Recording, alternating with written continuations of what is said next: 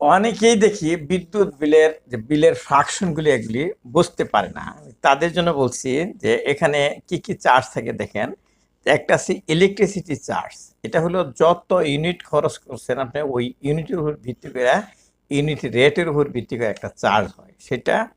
আরেকটা আছে demand charge, মানে বিদ্যুতের সরঞ্জাম তো সাপ্লাই দেয় যে সমস্ত সংস্থা সরকারি, তো তারা এক এক বাসার জন্য এক এক ক্যাপাসিটির সরঞ্জাম সাপ্লাই দেয়।